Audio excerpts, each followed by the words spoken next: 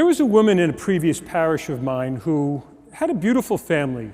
Husband, wife, 4 children, in church every week. Loved to see them, loved to speak with them, just alive with the faith, very on fire. And I remember having this conversation at one point with her. And it was a very interesting conversation because it was one of those opportunities where I'm now with someone, like who's really rooted in the faith. And I kind of wanted to hear what life is like from that, from that perspective. What's going on with you? How are things going for you? What are important? What is not important? And we went out for lunch, and we were having a great little lunch, and we were chatting and talking, and so many good things were coming out of the conversation. For some reason, I don't remember what it was that sparked us, but we started to get into some of those, what if scenarios. Those things that'll never absolutely happen, but let's talk about them. And so at one point I said to her, what if you were ever placed in a position in which you and your children were taken hostage, and the hostage taker says, all right, I'm either going to kill you or one of your children, and the rest can be released. What would you choose? Now, I thought for sure I knew the answer to that question. But she said, one of the children, probably my oldest. I thought she was kidding at first. I really did. But she was serious because she gave me all of her thinking. She must have thought about something like this before because she had some answers ready to go. And I'm listening to her, and she, the other children would still need me, and what would life be like without me, and my husband wouldn't be able to handle it, and giving me all these great reasons. And I had to, for a little while, I listened, and I said, well, that's reasonable. She's got reason behind what she's doing. So often, I think, we do things similar. See, God gave us this gift of reason. It's the one thing that's unique for us as human beings. Now, I want to be clear, and I don't want it to be mistaken for intelligence, because intelligence is different than reason. It's not logic. We can be very logical, but that's not really what reason is. It can be very passionate. We have our emotions, but again, reason is not based in the emotions. They're separate and different. What reason is it's the power God has given us to take it all together, think it through to its ends, and do what's good and right. It allows us to move beyond ourselves, beyond our own limitations, beyond that whole thing that we call today relativism. It allows us to see from how someone else will see. It allows us to realize what God has called us to do. Believe it or not, the church has set in canon law that the age of reason begins around the age of 7. Now, we say around the age of 7 because not every kid progresses at the same rate. But around the age of 7, now parents, you know this. When you've got like that 8-year-old or that 9-year-old that's, kind of like getting into a little bit of trouble, they can give you all sorts of good reasons. They've thought it through already. They've got responses ready to come back at. Now, it doesn't mean that we're talking necessarily about any intelligence, that there was anything that was really truly part of it. But at the age of reason, the mind now has a new capacity where it can move beyond itself. And I remember as a child growing up, my parents, more particularly at times my father, would say to me, think it through, think it to the end. Use your reason and understand where you're going, what you're doing, how you're doing it. Now, I'm sure there's none of you who sit here right now that don't have reasons for doing the things you do. Because if you don't have reasons for doing the things you do, you're a scary person. We have this power of reason, this gift of reason, and it can be used for good and for evil, for doing virtuous things or for sin. But we have to start admitting a couple of things. Number one, we have to ask ourselves questions, such as, what comes into us and what is the things that we are receiving today?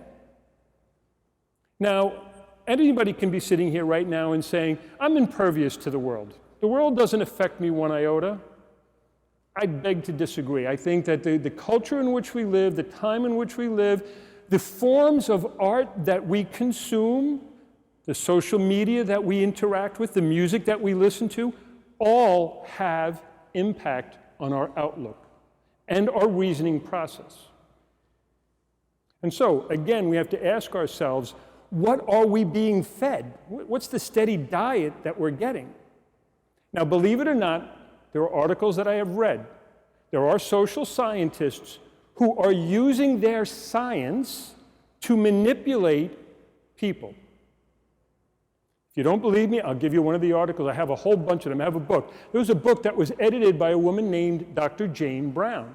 And in her introduction to the book, I'm going to summarize it very simply, she actually says we need to use the media, television, music, and other things to move away from those ancient, stoic, terrible Christian values that were part of our culture and bring in the new and wonderful fresh morality, where people can have safer sex and people can do all of these things. And, all of that whole thing of, sex outside of marriage, we're going to get rid of that. And they have been doing it. She even admitted that they have social scientists in Hollywood advising scriptwriters of things that they can put as themes in television and in movies. As Archbishop Fulton Sheen had said in his video on something similar to this, he goes, look at all the commercials you see. Commercials never give you the reason to buy their product, but they portray it in such a way that this is just so wonderful. How could I not want this product?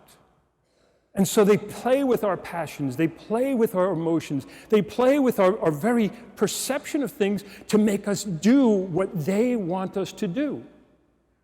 These same social scientists do work in the schools of education. They are the teachers who teach the teachers. And some of the stuff that they're teaching the teachers, we're hearing a lot about it.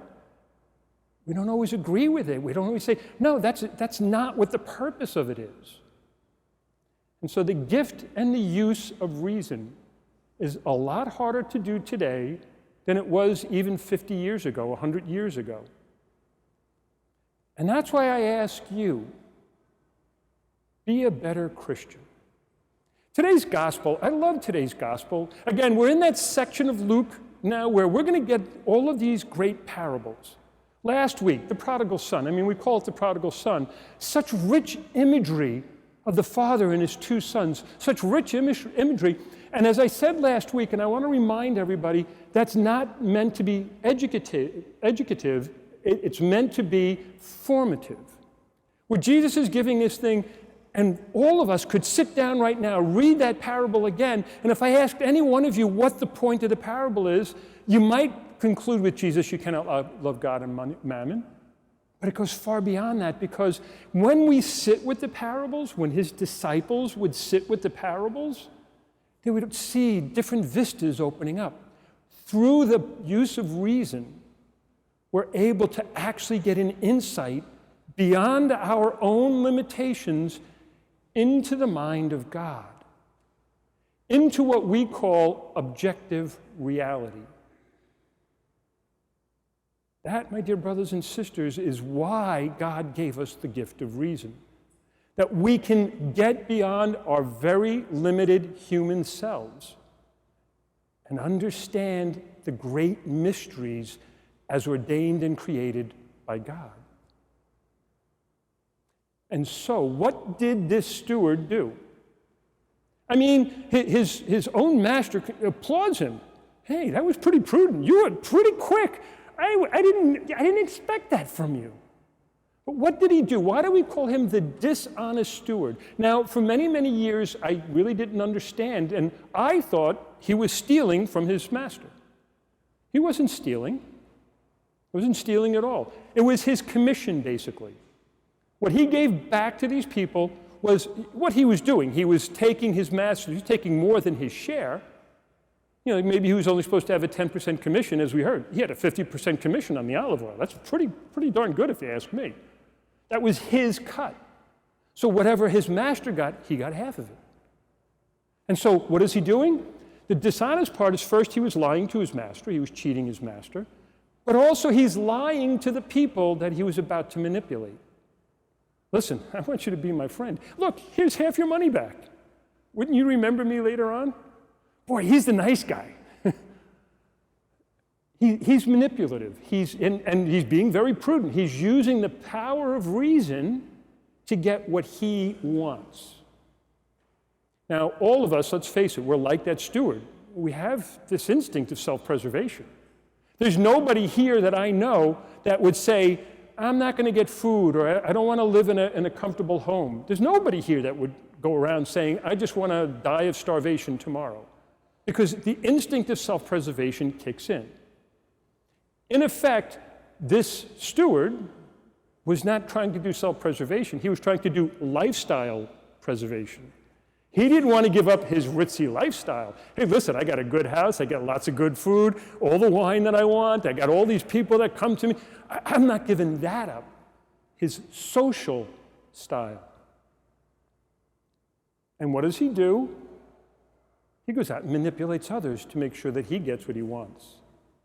Look at what's going on. If you really want to understand what it means to be truly Christian, one of the things that has no place in reason, and if you really want to find out if you're using right reason when you're determining things, if you really want to understand, here's the gauge. If you're always trying to think of ways to help yourself, to do for you, if it's all about being self-centered and closing inward, that's a pretty good gauge you're not using the gift of reason very well. Even from a young age, I had always been taught to use that gift to appreciate the other. And I'm not great at it sometimes, but I still try. What would my action right now do to you? And if it's a dangerous or harmful action, don't do it. If it's a good and virtuous action and will build the other up and draw them closer to God and bring about their good, that's the action you do. But it's only a reasonable person that would do something through right reason that's good for the other. See, we've got so many misunderstandings about love, but love is wanting to will the good of the other. That's one of the better definitions that I've heard. There's some other good ones too. But I want to will the good of the other. And so what does that require sometimes? It requires self-denial on my part. If I want your good, it means I might have to give something up. You know what we call that? Remember what we called that when we were young? Give it up. It's a sacrifice. Make a sacrifice. Offer it up. Offer, you stub your toe, and my mother's favorite line, stub your toe, offer it up for the souls in purgatory. Making a little sacrifice in that moment.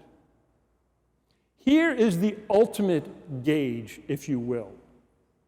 Who was the one that used right reason the best? Jesus Christ. And you can see it in that one line that I'm going to say in a few minutes. This is my body. Now, if I stop the sentence there, he didn't do anything yet. Given up for you. A total self-surrender, a total self-sacrifice for your salvation.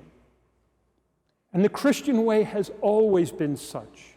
The Christian way has always called us to be that person, to be that Christ-like person, sacrificing the self for love of others.